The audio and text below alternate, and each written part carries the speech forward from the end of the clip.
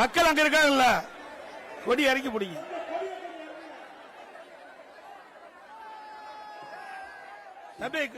தாமரை கொடி, அதிமுக கொடி கொஞ்சம் இறக்கி பிடிங்க. பின்னாடி பொன்மனச்சம்மல் புரட்சி தலைவர் எம்ஜிஆர், இதே புரட்சி தலைவி அம்மா இருவரும் தலைவர்களை வணங்கி நடைபெறவுள்ள சட்டமன்ற பொதுத் தேர்தலில் ஆர்கே நகர் சட்டமன்ற தொகுதியிலே போட்டியிடுகின்ற அனைத்து இந்திய அண்ணா திராவிட முன்னேற்ற கழக தலைமையிலே அமைக்கப்பட்ட தேசிய ஜனநாயக கூட்டணியின் சார்பாக கழக வேட்பாளர் போட்டியிடுகின்ற பொழுது அவருக்கு இரட்டை சின்னத்திலே வாக்களித்து வெற்றி பெற செய்யுங்கள்.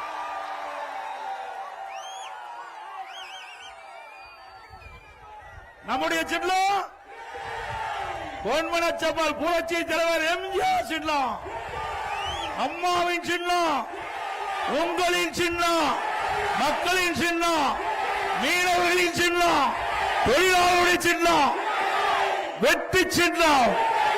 வாக்களிப்பீர் இரட்டைக்கு. இந்த சிறப்பான நிகழ்ச்சியை கலந்து கொண்டு சிறப்பித்துக் கொண்டிருக்கின்ற மாவட்ட கழக செயலாளர் மரியாதைக்குரிய சகோதரர் திரு ஆர் எஸ் ராஜேஷ் அவர்களே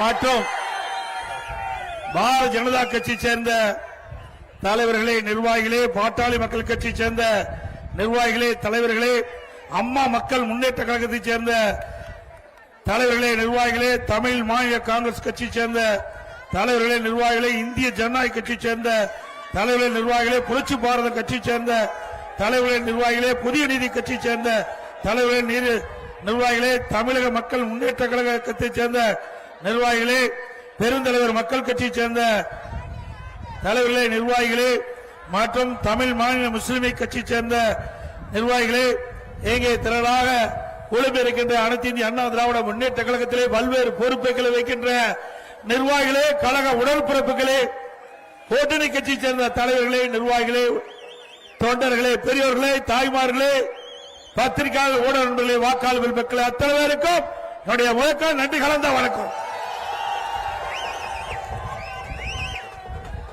ஆர்கே நகர் சட்டமன்ற தொகுதி அம்மாவுடைய தொகுதியாக இருந்தது.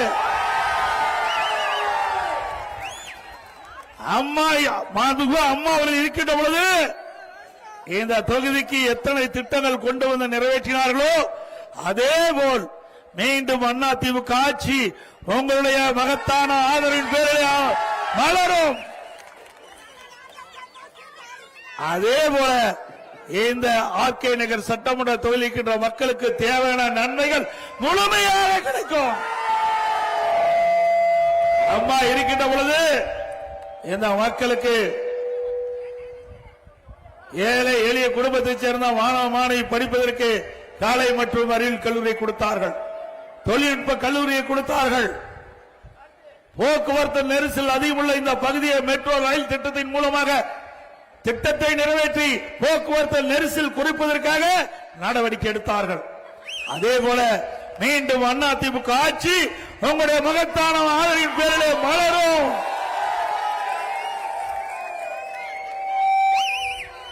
பல்வேறு திட்டங்கள் இந்த தொகுதியிலே தொடரும் என்பதை இந்த நேரத்தில் தெரிவிக்க விரும்புகின்றேன்.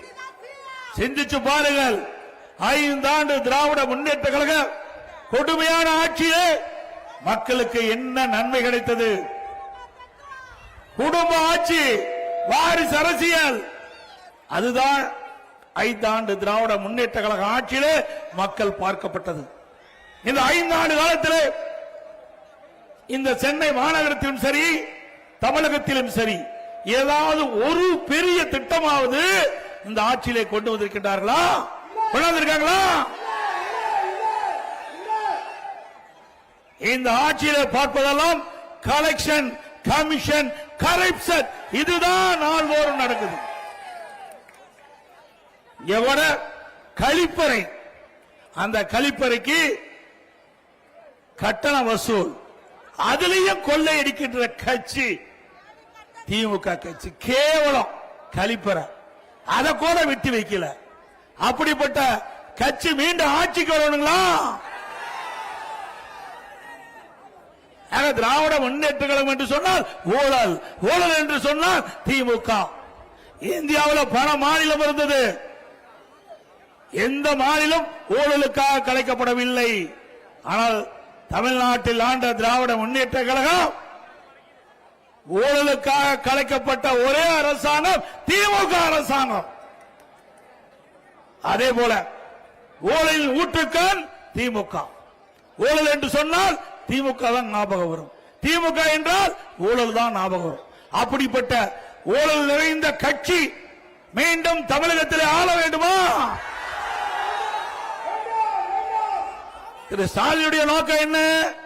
திரு கருணாநிதி அவர்கள் முதலமைச்சர் இருந்த காலத்தில் திரு ஸ்டாலினை அறிமுகப்படுத்தி எம்எல்ஏ ஆக்கி, அமைச்சராக்கி, துணை முதலமைச்சராக்கி, அந்த கட்சிக்கு செயல் தலைவராக்கி, பிறகு தலைவராக்கினார்.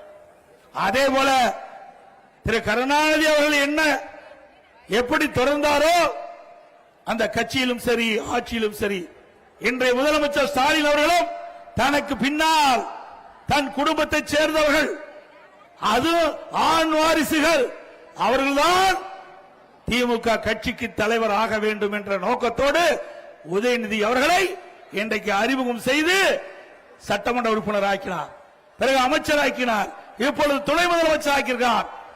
திமுக கட்சிக்கு மாநில திமுக இளைஞரணி செயலர் ஆக்கியிருக்கிறார். அந்த கட்சியில இளைஞரே இல்லையா? திமுக குடும்பத்தை சேர்ந்ததான் இளைஞரா? சிந்திச்சு பாருங்க. திரு ஸ்டாலின் திமுக கட்சியுடைய தலைவர், திரு உதயநிதி அந்த கட்சியுடைய இளைஞருடைய மாநில செயலாளர், திருமதி கனிமொழி துணை பொதுச் செயலாளர். இப்படி குடும்பத்தில் இருக்கின்றவர்கள் தான் அதிகாரத்தில் இருக்க வேண்டும், ஆட்சியிலும் இருக்க வேண்டும், கட்சியிலும் உயர்ந்த பதவியில் இருக்க வேண்டும். அண்ணா திமுக அப்படி அல்ல, ஜனநாயகம் உள்ள ஒரு கட்சி, ஜனநாயகம் உள்ள ஒரு கட்சி. இன்றைக்கு திமுகவில் எவ்வளவுதான் பாடுபட்டு உழைத்தாலும் அவர்களுக்கு அங்கீகாரம் கிடையாது.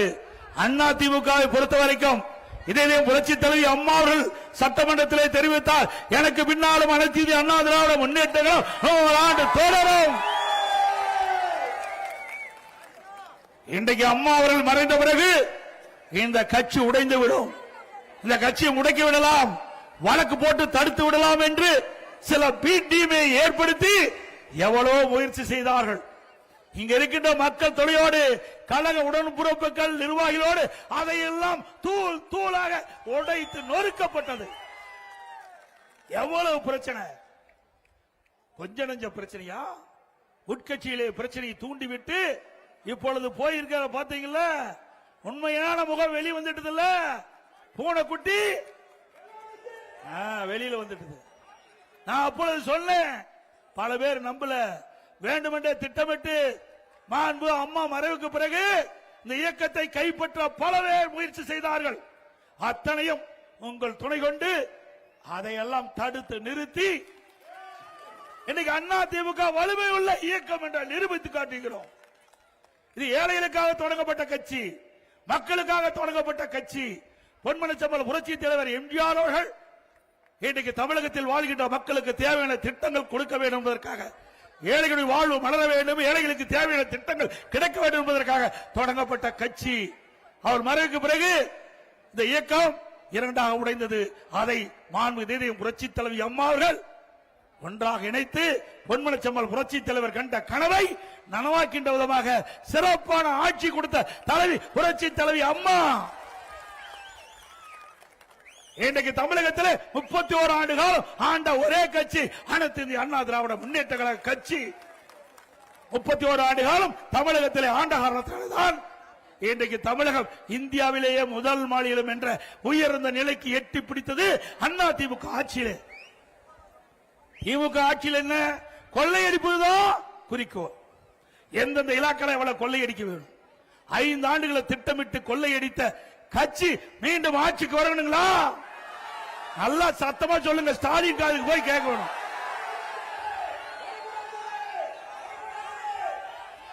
அண்ணா திமுக ஆட்சியில போக்குவரத்து நெரிசல் குறைப்பதற்காக மிகப்பெரிய திட்டம். மத்திய அரசோடு இணக்கமாக இருந்து சுமார் 63,000 கோடி ஒரே திட்டத்திற்கு அனுமதி பெற்று மத்தியில் இருக்கின்ற உள்துறை அமைச்சர் சென்னைக்கு வரவழைத்து அடிக்கல் நாட்டப்பட்ட அரசாங்கம் அதிமுக அரசாங்கம். மெட்ரோ ரயில் திட்டம் 63,000 கோடி ஒரே கட்டத்தில் வாங்கின 118 கிலோமீட்டர் ரயில் பாதை அமைப்பதற்கு. இது அதிமுக சாதனை. இப்படி ஒரு சாதனையாவது 5 ஆண்டுல திராவிட முன்னேற்ற கழக ஆட்சியில் தமிழ்நாட்டு மக்களுக்கு கிடைச்சிருக்குதா? பெருசா பேசுறான் ஸ்டாலின். இன்றைக்கு நடக்கின்ற தேர்தல் தமிழ்நாட்டுக்கு நடக்கிற தேர்தல் சொல்லுங்க. தமிழ்நாட்டுக்கு நடக்கிற தேர்தல் தானே இது? சட்டமன்ற தேர்தல் தானே? இன்றைக்கு இருக்கிற முதலமைச்சருக்கு அது கூட தெரியல. இங்க சாதாரண மக்களுக்கு கிடைக்கின்ற அந்த உண்மை செய்தி கூட நாட்டை ஆளுகின்ற முதலமைச்சருக்கு கிடைக்காது. வேதனை அளிக்குது. ஸ்டாலின் பேசுறார், தமிழ்நாட்டுக்கும் டெல்லியில் இருக்கின்ற என்டிஏக்கு தான் போட்டியா? ஸ்டாலின் அவர்களே, தெளிவுபடுத்தப்பட்டது. எங்க கூட்டணி அமைக்கின்ற பொழுது தெளிவுபடுத்தப்பட்டது. அனைத்து இந்திய அண்ணா திராவிட முன்னேற்ற கழகம் பாரதிய ஜனதா கூட்டணி அமைத்தோம். தேசிய ஜனநாயக கூட்டணி. அந்த தேசிய ஜனநாயக கூட்டணிக்கு அதிமுக தான் தலைமை தாங்கும். திரு ஸ்டாலின் அவர்களே, காது கேட்கவிட்டால் இப்பொழுது இந்த கூட்டத்தின் வாயிலாக சொல்லுகின்றேன், அனைத்து இந்திய அண்ணா திராவிட முன்னேற்ற கழகம் தான் எங்க கூட்டணிக்கு தலைமை தலைமை தலைமை. அனைத்து இந்திய அண்ணா திராவிட அதிமுக தேசிய ஜனநாயக கூட்டணி பெரும்பான்மையான இடங்களை வெற்றி பெற்று வருகின்ற பொழுது அதிமுக தான் ஆட்சி அமைக்கும். மீண்டும் சொல்லுகின்றேன், எங்க கூட்டணி வெற்றி பெற்று வந்தா அதிமுக தான் ஆட்சி அமைக்கும்.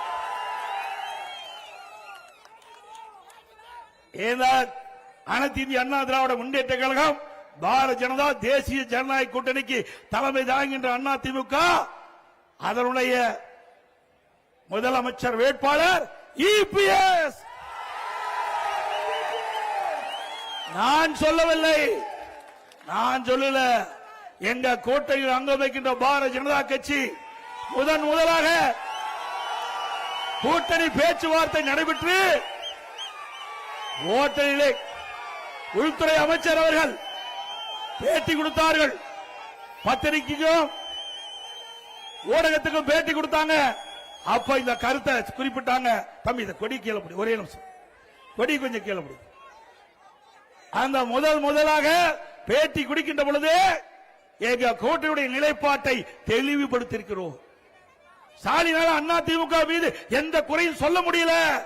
அதிமுக மடியிலே பலம் இல்ல, மடியிலே கனம் இல்ல, வழியிலே பயம் இல்ல. அதனால எங்களை குறை சொல்ல முடியல. அதனால எடப்பாடி பழனிசாமி பாரதிய ஜனதாவுக்கு அடிமை. எடப்பாடி பழனிசாமி டெல்லிக்கு போறாரு. டெல்லிக்கு போனா உனக்கு என்னையா பயம்? டெல்லிக்கு போனாவே ஸ்டாலினுக்கு அதருது, தோல்வி பயம் வந்துட்டது. நான் முதலாக கூட்டணி அமைச்ச பிறகு நம்முடைய தேர்தல் பயணத்தை, தேர்தல் பிரச்சார பயணத்தை மயிலாப்பூர்ல தொடங்கணும். தற்போது அந்த கூட்டத்தில் பேசணும்னா அடுத்த நாள் 3 அமைச்சர் பதில் கொடுக்கிறாங்க. 3 அமைச்சர் பதில் கொடுக்கிறாங்க. அப்படின்னா திரு ஸ்டாலின் அவர்களுக்கு தேர்தல் பயம் வந்து விட்டது. திரு ஸ்டாலின் அவர்களே, மக்கள் செல்வாக்கு இழந்து விட்டீர்கள். மக்கள் செல்வாக்கு இழந்து விட்டீர்கள். உங்களுக்கு தேர்தல் ஜுரம் வந்து விட்டது. அதனாலதான் என்ன பேசுவது என்றே தெரியாமல் பேசிக் கொண்டு இருக்கின்ற கட்சி திமுக கட்சி. நிறைய இருக்குது, சிந்திச்சு பாருங்க. ஒரு நான்லாம் இங்கிருந்து இங்க வந்தவன், உங்களை போல ஒரு நடுத்தர குடும்பத்தில் பிறந்து வளர்ந்து பல்வேறு பிரச்சனைக்கு இடையிலையும் கஷ்டப்பட்டு உழைச்சு இங்க இருக்கின்ற பொதுமக்கள் தமிழ்நாட்டுக்கிட்ட பொதுமக்கள், எங்களுடைய கழகத்தினுடைய நிர்வாகிகள், தொண்டர்கள், எங்களுடைய தலைவர்கள் அவருடைய ஆசையோடு உங்கள் முன் பேசுகின்ற வாய்ப்பை இறைவன் கொடுத்திருக்கிறான்.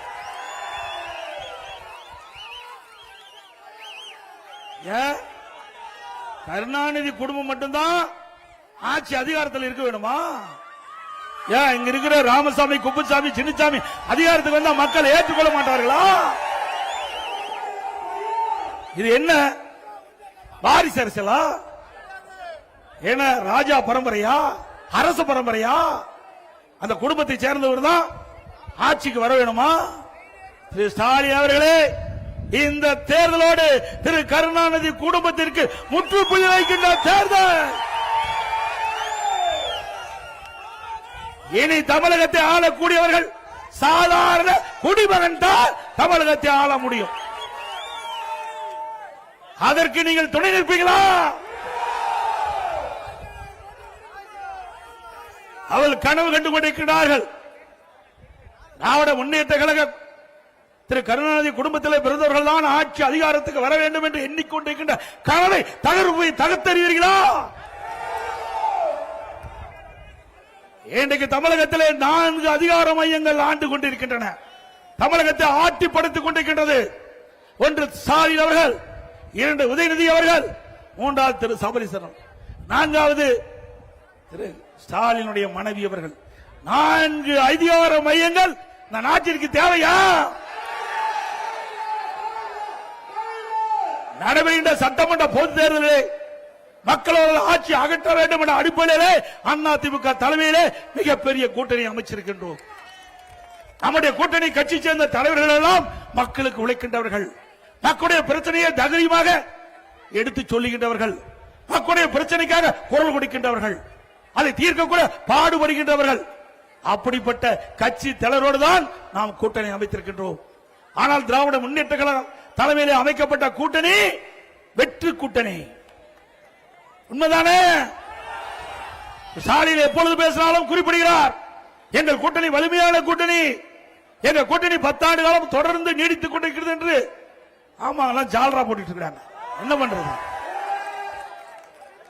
இன்னைக்கு ஒரு நாளாவது சட்டமன்றத்தில் மக்களுடைய பிரச்சனையை திமுக தலைமையில் இருக்கின்ற கூட்டணி கட்சிகள் பிரச்சனையை இந்த அரசாங்கத்துடைய கவனத்துக்கு கொண்டு வந்தாங்களா? இல்ல. அவர்கள் எல்லாம் திமுக அடிமையாகத்தான் 10 ஆண்டு காலம் இருந்தாங்க. அண்ணா திமுக அப்படி அல்ல. எங்கள் கூட்டணியிலே சேருகின்றவர்கள் சுதந்திரமாக செயல்படலாம். அந்தந்த கட்சியுடைய கொள்கைகள் அவரவர்கள் விருப்பப்படி நடந்து கொள்ளலாம். கொள்கையின் அடிப்படையில் மக்களுடைய பிரச்சனையை எடுத்து வைக்கலாம். இது அண்ணா திமுக கூட்டணியிலே இன்றைக்கு சுதந்திரமாக இருக்குது. திமுக கூட்டணி அப்படி இல்ல. 10 ஆண்டு காலம் தொடர்ந்து திராவிட முன்னேற்ற கழகத்தில் அங்கம் வைத்த அந்த கட்சிகளுக்கு அற்புதமான பரிசு கொடுத்துட்டார். 2021 சட்டமன்ற பொதுத் தேர்தலில் 6 இடம் கொடுத்த கட்சிக்கு 5 இடம் கிடைச்சிருக்குது. திமுகவில் இருந்தா இப்படித்தான் நிலைமை. இருக்கின்ற வரை அவருடைய சத்துக்களை உறிஞ்சிடுவாங்க திமுக. அட்ட போல உறிஞ்சுகின்ற கட்சி திமுக கட்சி. கூட்டணி கட்சி தலைவர்கள் சிந்திக்க வேண்டும். இனியாவது சிந்திங்க. எதிர்காலத்திலாவது சுதந்திரமா செயல்படுங்க. மக்களுக்காக நீ கட்சி தொடங்கி இருக்கிறீங்க. மக்களுடைய பிரச்சனை வருகின்ற பொழுது ஆளுங்கட்சியாக இருந்தாலும் அது கூட்டணியில் அங்க வைத்தாலும் மக்களுடைய பிரச்சனையை தைரியமாக சட்டமன்றத்தில் எடுத்து வைத்து மக்களுடைய பிரச்சனைக்காக சாலையில வந்து போராடுகின்ற கட்சி தான் மக்களுக்கு உழைக்கின்ற உண்மையான இயக்கம். ஆனா திராவிட முன்னேற்ற கழக தலைமையிலே அமைக்கப்படுகின்ற கூட்டணியில் இருக்கின்ற கட்சிகளுக்கு அந்த எண்ணம் எல்முனி அளவில் கிடையாது. அடிமை கூட்டம் அங்க சொன்ன மாதிரி. வருகின்ற சட்டமன்ற பொதுத் தேர்தலை பொறுத்த வரைக்கும் திரு ஸ்டாலின் அவர்கள் எப்படியாவது தன்னுடைய மகனை முதலமைச்சராக்க வேண்டும். தன்னுடைய மகன் உதயநிதி அவர்களை முதலமைச்சராக்க வேண்டும். அதுதான் இப்ப அவருடைய எண்ணமாக இருக்கின்றது.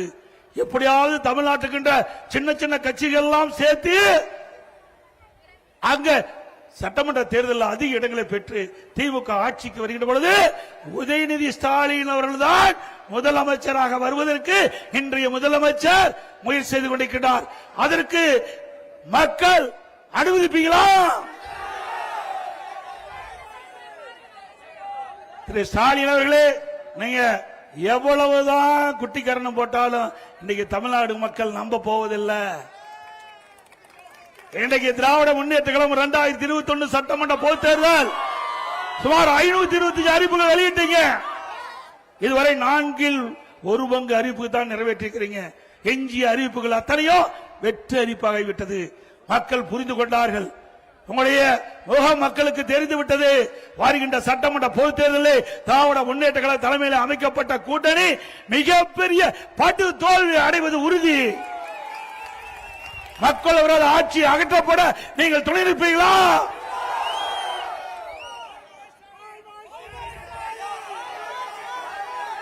அதேபோல திராவிட முன்னேற்ற கழகம் ஆட்சிக்கு வந்த பிறகு வீட்டு வரி 100% ஏற்றப்பட்டு விட்டது. மாநகராட்சியில் வீட்டு வரி 100% ஏற்றப்பட்டு விட்டது.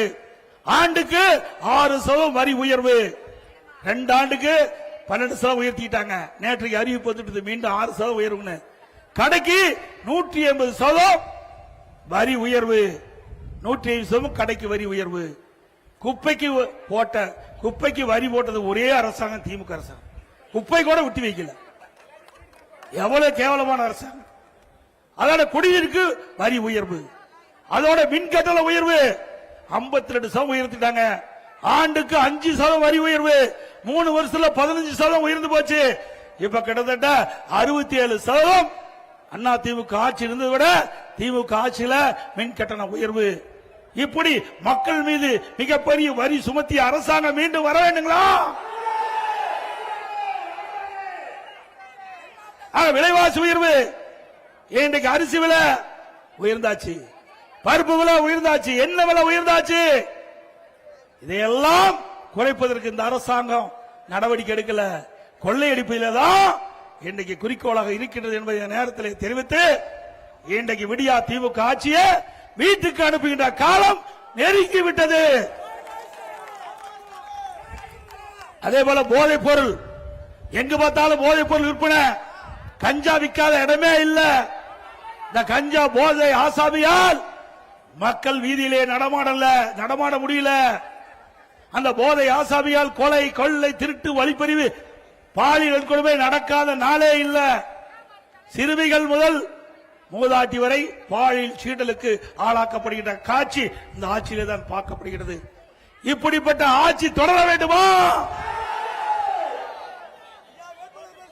இன்னைக்கு சட்டம் ஒழுங்கு சத்தி சிரிக்குது. காவலருக்கே பாதுகாப்பு இல்ல. போதை ஆசாமி காவலர் எட்டி உதைக்கிறான். கேவலமா இருக்குது. இன்னைக்கு ஸ்காட்லாந்து காவல்துறைக்கு இணையாக போற்றப்பட்ட காவல்துறை போதை ஆசாமி வீட்டுல அடி வாங்குற காட்சி இந்த ஆட்சியில் தான் பார்க்கப்படுகிறது. ஆக இன்றைக்கு தமிழகத்தில் போதைப் பொருள் நிறைந்த மாநிலமாக காட்சியளிக்குது. இந்த போதைப் பொருள் நடமாட்டத்தை அறவாக தடுப்பதற்கு மீண்டும் அண்ணா திமுக ஆட்சி வருவதற்கு நீங்கள் அத்தனை பேரும் துணை நிற்க வேண்டும்.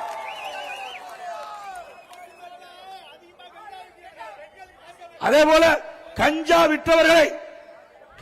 விற்றவர்களை காவல்துறைக்கு புகார் கொடுத்த காரணத்தினால படுகொலை செய்யப்பட்டிருக்கிறார்கள். இந்த பகுதியிலே கஞ்சா விற்ற அந்த ஆசாமியினுடைய தகவலை காவல்துறைக்கு தகவல் கொடுத்த காரணத்தினாலே அவர்களை படுகொலை செய்யப்பட்டிருக்கிறார்கள். ஆக இப்படிப்பட்ட ஆட்சி தமிழகத்தில் தொடர்ந்தால் நிச்சயமாக மக்களுக்கு பாதுகாப்பு இல்ல, பெண்களுக்கு பாதுகாப்பு இல்ல, சிறுமிகளுக்கு பாதுகாப்பு இல்ல. அப்படிப்பட்ட பாதுகாப்பற்ற ஆட்சியை அகற்றுவீர்களா?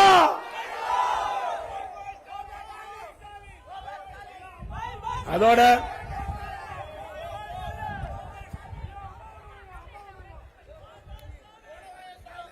அம்மா உணவகம் வேண்டுமென்றே திட்டமிட்டு அரசியல் காழ்ப்புணர்ச்சியின் காரணமாக அம்மா உணவகத்தை சரிவர பராமரிக்கல. அங்க சரியான பொருட்கள் வாங்கி கொடுப்பதில்ல. ஏற்கனவே பணிபுரிந்த பணியாளர்கள் குறைக்கப்பட்டு விட்டது.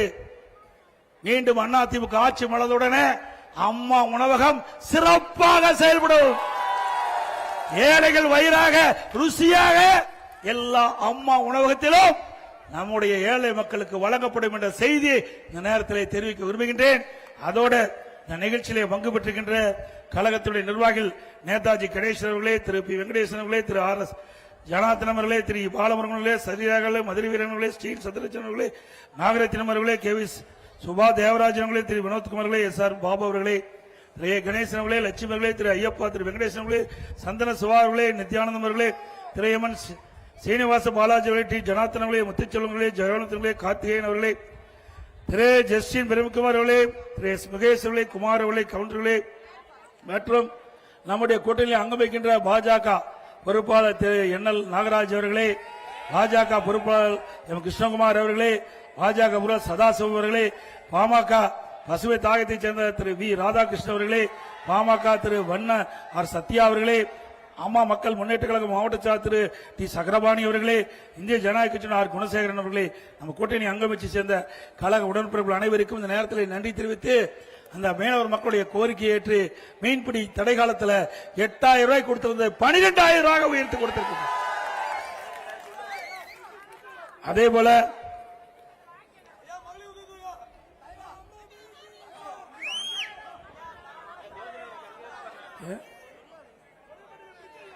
போல இந்த ஆட்சியில விலைவாசி உயர்வு மற்றும் வரிகள் உயர்வால் மக்கள் பாதிக்கப்பட்டிருக்கிறாங்க. அந்த பாதிப்பிலிருந்து மீட்டெடுக்க ஒவ்வொரு குடும்பத்திற்கும் ஒவ்வொரு குடும்ப அட்டைக்கும் 10,000 ரூபாய் அதிமுக ஆட்சி வழங்கப்படும். இன்றைக்கு 1000 ரூபாய் உரிமை தொகை வழங்கிக் கொண்டிருக்கின்றதை இனி குடும்ப அட்டையில் இருக்கின்ற குடும்ப தலைவியின் வங்கி கணக்கில் 2000 ரூபாய் மாதந்தோறும் வழங்கப்படும். அதே போல அம்மா இருசக்கர வாகனம் 5 லட்சம் பேருக்கு தெரியும். 5 லட்சம் பெண்களுக்கு அம்மா இருசக்கர வாகனம். ஒவ்வொரு அம்மா இருசக்கர வாகனத்துக்கு 25,000 ரூபாய். அதே போல எல்லா குடும்பத்திற்கும் 3 கேஸ் சிலிண்டர் மானியமாக வழங்கப்படும். அதே போல நகர பேருந்துல பெண்கள் கட்டணம் இல்லாம பயணம் செய்யறாங்க. இனிமேல் ஆண்களும் கட்டணம் இல்லாம பயணம் செய்யலாம். படித்த இளைஞர்கள் வேலைவாய்ப்பு அலுவலகத்திலே பதிவு செய்யப்பட்டிருந்தா அவளுக்கு மாதந்தோறும் 2000 ரூபாய் கிடைக்கப்படும். வேலை கிடைக்கின்ற வரை, அதே +2 வரைக்கும் படிச்சிருந்தா 1000 ரூபாய் கிடைக்கும். ஆட்டோ ஓட்டுநர்கள் அந்த ஆட்டோ சங்கத்திலே பதிவு செய்யப்பட்டு புதிய ஆட்டோ வாங்கினா 75,000 ரூபாய் மானியம் கிடைக்கும். ஒவ்வொரு பொங்கல் என்றும் அந்த பொங்கல் தொகுப்போடு 1000 ரூபாய் வழங்கப்படும். பெண்களுக்கு தீபாவளி என்று அருமையான பட்டு புடவை வழங்கப்படும். அதே போல இன்றைக்கு நகரத்தில் நடைபாதை ஓரமாக களை வைத்திருக்கின்றவர்கள் கூட்டுறவு சங்கத்திலே வாங்கிய கடன் முழுவதும் தள்ளுபடி செய்யப்படும். நடைபாதையிலே ஓரமாக கடை வைத்திருக்கின்றவர்களுக்கு 2 லட்சம் ரூபாய் வரை எந்தவித முன்தொகையும் இல்லாமல் ஜாமீனும் இல்லாமல் வழங்கப்படும். அதோட மீன் பிடிக்கின்ற போது அந்த ஆழ்கடலில் சென்று அந்த தொழில் ஈடுபடுகின்ற மீனவர்கள் ஏதாவது இருந்தால் அவர்கள் குடும்பத்துக்கு 25 லட்சம் ரூபாய் வழங்கப்படும். அதோட மீன்பிடி தொழில் ஈடுபட்டுகின்ற மீனவர்கள் அனைவருக்கும் இன்சூரன்ஸ் செய்து கொடுக்கப்படும். அதோட கட்டிட தொழில் ஈடுபட்டுகின்ற கட்டிட தொழிலாளர்கள் அந்த தொழில் ஈடுபட்டுகின்ற பொழுது ஏதாவது ஆபத்து ஏற்பட்டு அவர்கள் உயிரிழந்தால் அந்த குடும்பத்துக்கு 25 லட்சம் ரூபாய் வழங்கப்படும். அதே போல எல்லா குடும்பத்திற்கும் பிரிட்ஜ் வழங்கப்படும். ஏற்கனவே தேர்தல் அறிக்கையில முழுசா வெளியிட்டோம். தேர்தல் அறிக்கையில வெளியிட்டவாறு அனைத்து இந்திய அண்ணா திராவிட முன்னேற்ற கழகம் உங்களுடைய பேர் ஆதரவோடு ஆட்சி அமைத்தவுடனே அனைத்து இந்திய அண்ணா திராவிட முன்னேற்ற கழக சார்பாக வெளியிடப்பட்ட தேர்தல் அறிக்கையில் குறிப்பிட்ட அத்தனை திட்டங்களும் நிறைவேற்றப்படும் என்ற மகிழ்ச்சியான செய்தியை இந்த நேரத்திலே தெரிவித்து நடைபெறுகின்ற சட்டமன்ற பொதுத் தேர்தலில் நம்முடைய கழக வெற்றி வேட்பாளர்களுக்கு 2 லட்சத்தில் வாக்களித்து வெற்றி பெற செய்யுங்கள். மக்களை காப்போம், தமிழகத்தை மீட்போம். தமிழகத்தை